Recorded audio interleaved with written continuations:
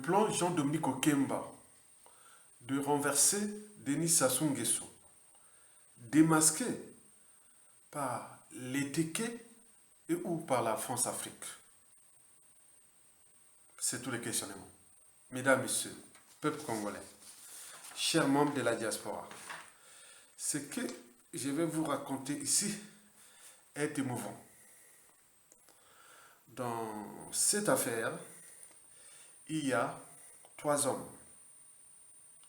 Denis Sassou Nguesso, le dictateur, Jean-Dominique Okemba, entre guillemets, le neveu, et Denis Christelle Sassou Nguesso, le fiston goroleur.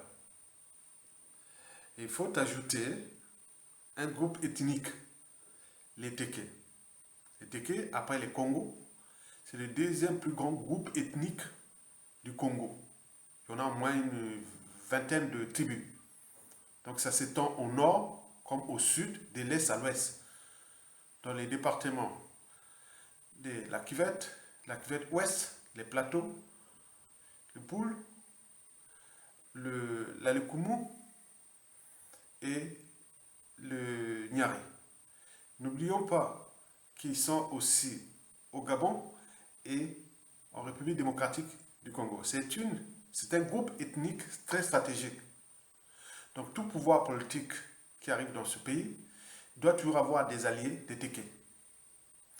Et donc, nous allons en parler, des Téké. Enfin, il faut ajouter la France-Afrique. Voilà pour les décors des embrouilles entre Jean-Dominique Okemba et Denis Sassou Nguesso pour des affaires de pouvoir. Explication. Vous le savez qu'en 2015, lors du référendum anticonstitutionnel, on nous avait déjà parlé de cette affaire-là, du renseignement de la France-Afrique pour aider Sassou Nguesso à faire son coup d'État constitutionnel de 2015, dont les conséquences sont d'actualité. Parce que puisqu'il y a eu 2 hold-up électoraux, celui de 2016, avec 2 prisonniers politiques qui sont toujours en prison, et puis celui de 2021 où il a assassiné un candidat qui devait peut-être gagner cette élection, Guy Brice Parfait Kolela, paix à son âme. Et ce n'est pas tout. Vous avez par exemple pu entendre parler de 2017-2018, l'affaire de l'attentat raté de l'avion de Denis Sassou Nguesso entre Oyo et Brazzaville. Cette affaire-là est adossée à Robert Dabira. Donc là, il est coupé en prison. Donc vous avez cette affaire-là et vous avez l'information aussi que, soi-disant que Dabira allait faire l'attentat contre, voilà, donc ça devient trop, le pays est en train d'être fracassé, démoli, et donc on ne pouvait pas attendre. Donc, d'après les informations, c'est fait toujours les Téké et la France-Afrique qui, soi-disant, avaient trahi ce plan. Bon, bref. Maintenant, nous avons une affaire là qui se passe en ce moment entre Jean-Dominique Okemba et Denis Sassou Nguesso. Et donc, souvenez-vous, entre 2020 et 2021, pendant le Covid-19 là, on en a parlé que il devait se passer quelque chose entre Jean-Dominique Okemba et Sassou Nguesso, soit disant que Jean-Dominique Okemba allait descendre Sassou Nguesso, le renverser, et donc il a fait du bruit, hein, donc il n'y a jamais de fumée sans feu. Donc on en a cherché, oui, certainement, il y avait quelque chose qui s'est passé.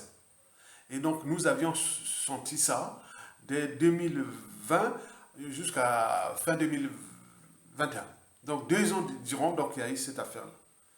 Bon, ça faisait beaucoup de bruit, oui, que Jean-Dominique Okemba allait descendre Denis Sassou Nguesso. Et quand il était parti à Pointe-Noire, il dormait en mer sur une plateforme pétrolière et autre qu'on a mélangé, donc beaucoup de choses comme ça. Mais d'ailleurs, on ne le voit plus derrière lui. Souvent, il était toujours derrière lui. Hein. Donc, c'était son Simbasak, hein. Donc, son féticheur et autres. Maintenant, on ne voit plus. Mais, pour les informations que nous avions, donc, il a maintenant un doublon. Donc, de cette affaire-là, suite à cette affaire-là, il a maintenant un doublon qui s'appelle Edgar Nguesso, qui est quelque part le patron des services secrets congolais. Ce n'est plus Jean-Dominique Okemba, en fait. Il fait le jeu, mais ce n'est plus lui qui est là. Bon, bref. En fait, ce fut le plan, le plan, comment on appelle ça, ce fut le plan Téké. Deuxième groupe ethnique du Congo, je vous l'ai dit. Donc, en fait, les Téké, ils ont vu que, bon, ben, il est possible d'installer Jean-Dominique Okemba au pouvoir. C'est quelqu'un, son personnalité et autres. Il est facile de le ravir ce pouvoir-là. Si on les fait passer, lui, il contrôle les réseaux et autres, on le laisse là, prendre le pouvoir, descendre Sassou Nguesso, après, derrière, on reprend le pouvoir. Or, qu'avec Denis Christophe Sassou Nguesso, ce sera très dur parce que déjà son père a le capital d'essai de 1 million de morts, mais pour Denis Christophe Sassou Nguesso qui n'a pas de base culturelle au pays, donc il risque de, sur les 5 millions d'habitants, donc il risque de massacrer 4 millions et importer des Aïrois au Congo. Donc on dit, bon, déjà ça, dans le clan, on s'inquiète parce que Denis Christophe Sassou Nguesso au pouvoir, ça va être comme c'est passé partout, hein, comme on en a vu au Corée du Nord. Hein. Le gars prend le pouvoir, bon, ben, il commence à tuer les oncles, bon, donc les premières victimes de Denis Christophe Sassou Nguesso seront déjà les hommes du clan. Parce qu'il voudrait vraiment faire une bonne marge au sein de la population congolaise. Donc il va commencer à descendre les Okemba, et tout ce monde va les déclasser, d'autres éliminer et autres. Donc le clan est déjà divisé. Donc pas question. Donc tout sauf Denis Christophe Sassou Nguesso pour ces raisons-là déjà. Hein, donc là, ça se confirme, le clan est divisé pour cette affaire-là. Bon, donc revenons sur l'affaire des Téké. Et donc, Jean-Dominique Okemba aurait mordu à la part des Téké de faire un coup contre Denis Sassou Nguesso pour qu'il prenne le pouvoir. Étant donné que les Téké contrôlent le renseignement, ils contrôlent beaucoup de choses du pays, bon donc voilà. Donc l'enjeu est tout sauf Denis Sassou Nguesso, mais on peut placer Jean-Dominique Okemba qui n'a pas de personnalité, c'est un féticheur, c'est rien du tout. Donc il tient là parce que bon, il n'y a pas grand chose. Si c'est un pays où on respecte les gens, vraiment c'est fondamental de l'État. C'est pas un gars comme ça qui sera à la tête des services secrets congolais. On voit bien ce qu'ils ont donné. Donc les empoisonnements, les assassinats, les pauvres, voilà beaucoup de choses comme ça. Donc on dit on peut les récupérer, il tient l'appareil de l'État au niveau des renseignements et autres. Donc on peut il descend Sassou Nguesso et après derrière on les fait descendre et on reprend le pouvoir. Et donc, sauf que ce plan-là, ça pouvait fonctionner très bien. C'était vraiment, voilà. Mais sauf que c'est les Téké-là qui ont organisé ce plan-là, bon, ils ne savaient pas que, chez les Téké, il y a trop de traîtres. Hein, il y a trop de traîtres. Donc, il y a des gens qui ont vendu la mèche à Sassou Nguesso, hein, dans le clan, hein, les Téké. Hein, voilà. Et c'était les Bakukuya ou les Bangangoulou. Ou je sais pas, hein, donc voilà, donc c'est chaud, hein, et donc ils ont vendu la mèche à Sassou Nguesso. Et Sassou Nguesso va voir ses réseaux France Afrique. Ah oui, bon, 50 000 euros, faites le boulot. La donnée, c'est puissant réseau, France Afrique, ils ont fait le renseignement. Ah oui, c'était lui. C'était Jean-Dominique Okemba, voilà le plan. Donc ils l'ont détaillé pour 50 000 euros. Les gars ici, quelque part ici en France, ce sont des gens des services. Hein. Donc, puissant. Donc, Sassou informé, comme en 2015, comme l'affaire de Dabira, comme point. Donc, et là, Sassou Nguesso était fâché, et donc il avait convoqué Jean-Dominique Okemba pour explication. Allez, alors, quoi, tu veux, mais donc les rituels là-bas, les trucs là-bas qu'il a fait là-bas. Bon, Sassou Nguesso, Okemba, bon, explication et tout ça là, bon, mais maintenant, qu'est-ce qui se passe? Bon, le gars aurait peut-être, voilà, obtempéré aux injonctions de son oncle ou son patriarche ou autre. Donc, il y a beaucoup de gens qui s'est passé entre eux là-bas.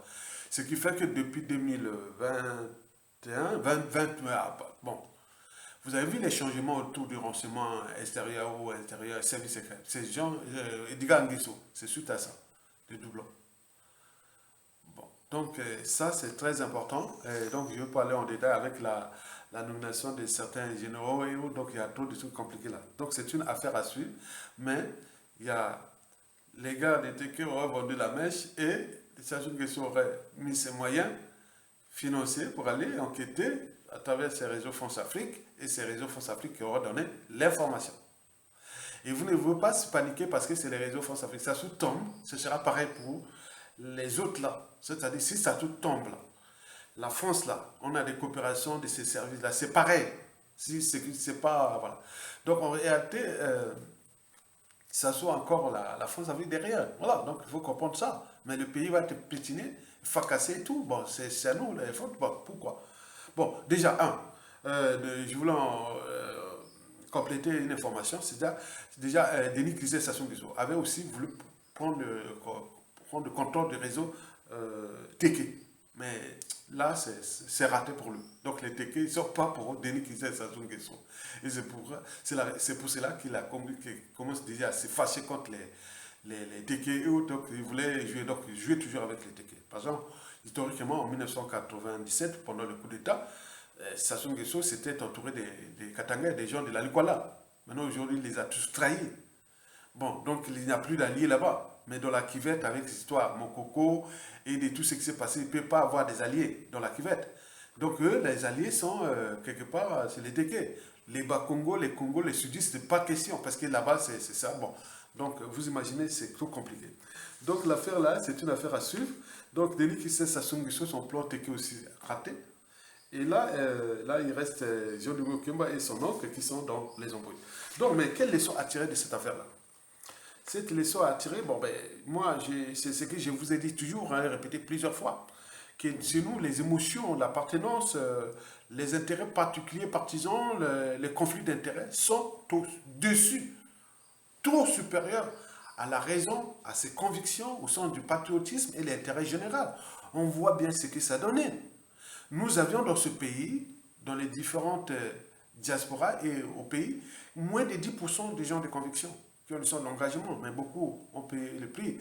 Mais ils sont toujours là. Moi, je fais partie du sens du patriotisme. Je n'ai pas de nord, sud, est, ouest.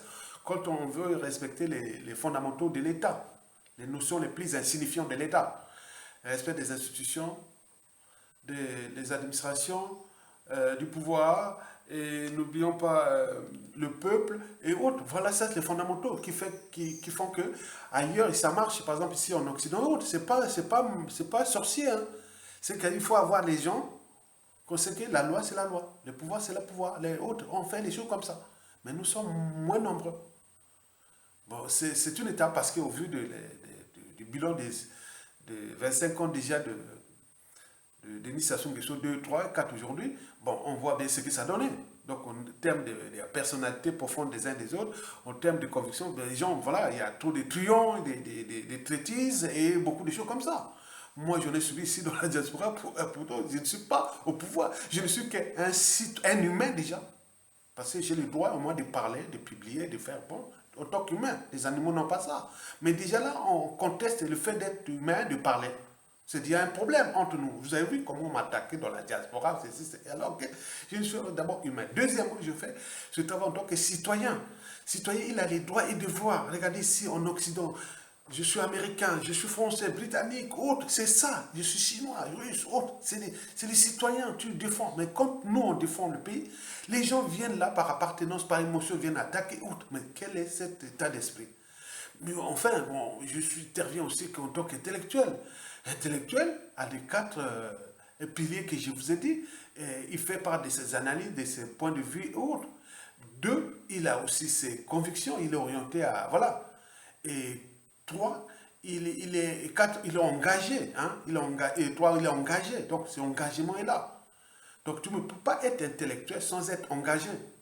L'intellectuel est différent du diplômé. Je vous ai dit qu'il y a plus de 40 millions d'hyperdiplômés ici en France. Mais quand on parle d'intellectuels, en France, il y a moins de 100 000. Donc, faites nous-mêmes. Chez nous au Congo, si on est 5 millions, combien on peut avoir de vrais intellectuels? Bon, c'est ça. C'est au terme de conviction, de pensée, d'engagement, sorte de l'engagement. Il faut être engagé. Si vous n'êtes intellectuel, vous n'êtes pas engagé à une ou plusieurs causes, vous n'êtes pas intellectuel. Vous êtes un diplômé, donc on confond ça.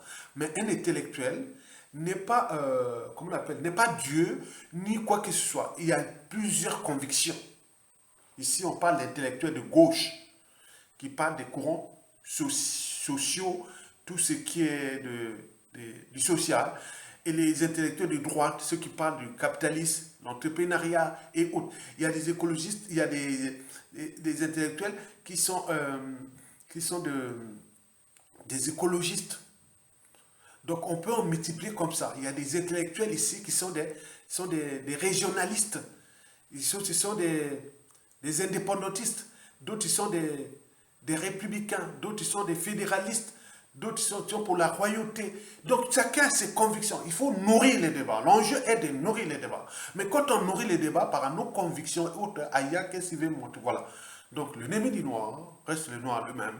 L'ennemi de l'Afrique, c'est l'Africain lui-même, parce qu'il existe une certaine mentalité noire ou africaine qui nuit gravement à l'évolution du continent noir et qui fait déjà Ketia Safo Banga en 2012 aux éditions Edili ici en France. Mesdames et messieurs, peuple congolais. Donc, c'est une affaire que nous sommes en train de suivre parce que ici, l'enjeu de cette vidéo est l'invitation individuelle et collective, tant au niveau civil, politique et militaire, de s'affranchir de ces barrières, des émotions, de l'appartenance, des intérêts particuliers partisans, parce que regarde, là, on était de détruire notre pays.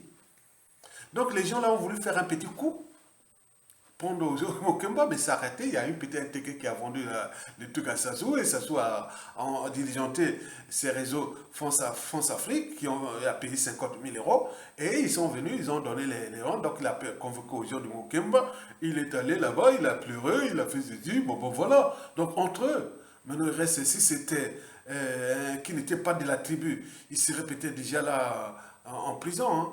Donc on va voir comment dit deux poids deux mesures. Donc, mais il y a la marge. Donc, il y a des gens qui cherchent des circuits pour faire descendre là, mais c'est pas ça. C'est pas ça, c'est cela. Ça passe pas par les tribus. Ça passe par le patriotisme. Du son d'intérêt général tous.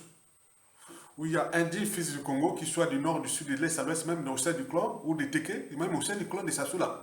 Il y a des patriotes là, qui sont minoritaires. Mais le jour où ils pensent ça, tu voyez où ça changeait. Donc le pouvoir là ne va pas revenir à Jean de Mokemba ni à Denis Kissé Sassou Nguesso. Pas question. Parce que ce sera vraiment l'affaire du Congo.